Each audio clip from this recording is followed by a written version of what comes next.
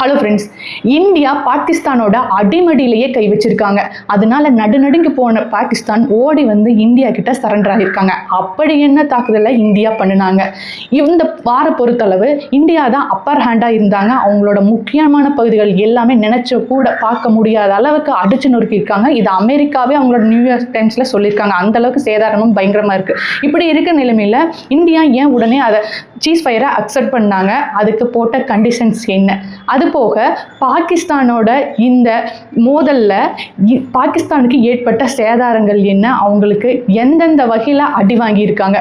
இந்த போரை பொறுத்தளவு சீனா இந்த ஆப்ரேஷன் சிந்தூர் நடந்த உடனே இது வருந்தத்தக்கது அப்படின்னு எல்லாம் சொன்னாலும் பயங்கரமாக சப்போர்ட் பண்ணியிருக்காங்க. அதுவும் ட்ருக்கையும் சீனா மட்டும்தான் சப்போர்ட் பண்ணியிருக்காங்க. அது போக அமெரிக்கா வந்து இந்த விஷயத்தில் நாங்கள் பஞ்சாயத்து பண்ணுறோம்ப்பா அப்படின்னு தேவையில்லாமல் மூக்க நுழைச்சு விட்டு வாங்கியிருக்காங்க. இதெல்லாம் பற்றி இந்த வீடியோவில் டீட்டெயில்டாக பார்ப்போம்.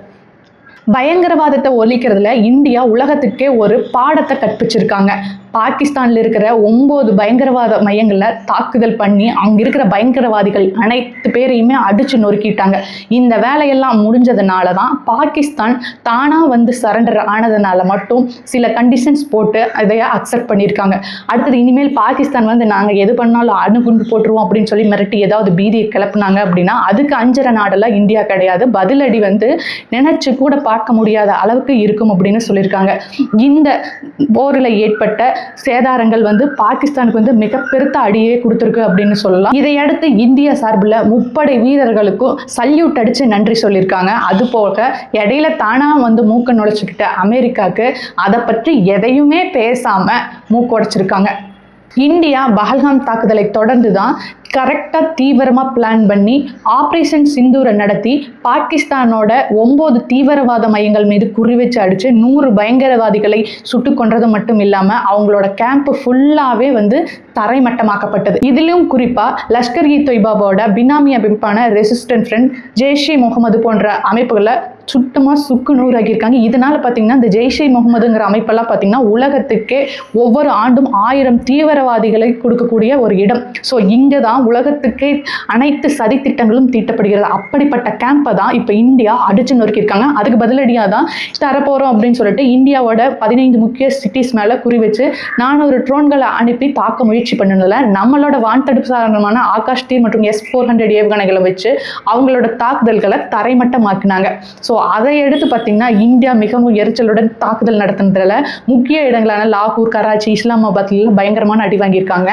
அப்போதெல்லாம் எதிர்த்தாக்குதலை மட்டுமே நடத்தி கொண்டிருந்த இந்த பாகிஸ்தான் நூர்கான் ஏர் ஸ்டேஷனை அடித்த உடனே அலறி அடிச்சுட்டு வந்துட்டு இந்தியா கிட்ட மண்டிட்டு சரண்டர் ஆயிட்டாங்க. டைரக்டாக பாகிஸ்தானோட DGMOவே இந்தியா கிட்ட பேசி இந்த போருக்கு முடிவு கொண்டு வந்துடலாம்னு சொல்லிட்டு சீஸ் ஃபயரை அனௌன்ஸ் பண்ணுறதுக்கு ஃபர்ஸ்ட் கால் பண்ணிட்டாங்க. ஸோ அந்த அளவுக்கு பாகிஸ்தான் அலறி அடிச்சுட்டு வர்ற அளவுக்கு அந்த நூர்கான் ஸ்டேஷனில் என்ன நடந்துச்சு அப்படிங்கிறத டீட்டெயில்டாக பார்ப்போம். இந்த நூர்கான் ஏர் ஸ்டேஷன் அப்படிங்கிறது பாகிஸ்தான் விமானங்கள் எல்லாமே வந்து ஃபியூயல் ஃபில் பண்ணுற ஒரு முக்கியமான பகுதி.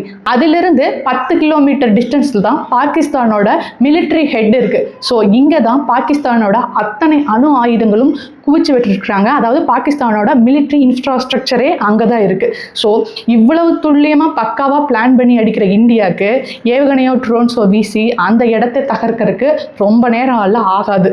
ஸோ அதனால தான் நூர்கான் ஸ்டேஷனை அடித்த உடனே அலறி அடிச்சுட்டு வந்தாங்க.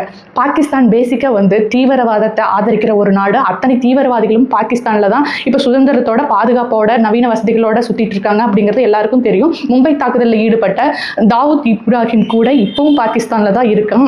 இப்போ தாக்குதல் நடத்தப்போ இந்தியா காந்து கொண்டு அவனையும் தாக்கக்கூடும் அப்படிங்கிறதுனால இடம் விட்டு இடம் மாறிட்டு இருந்தாங்க அப்படிங்கிற ஒரு செய்தி கூட வந்திருக்கு. இந்தியா சப்போஸ் அவங்களோட அணு ஆயுத கட்டமைப்பு மேலே ஏதாவது தாக்குதல் நடத்துனாங்க அப்படின்னா அவங்களோட அத்தனை பிளான்ஸும் க்ளோஸ் ஆயிரும், பாகிஸ்தானே கழியோரும் அப்படிங்கிற நிலைமையில தான் ஓடி வந்து இந்தியா கிட்ட சரண்டர் ஆயிட்டாங்க.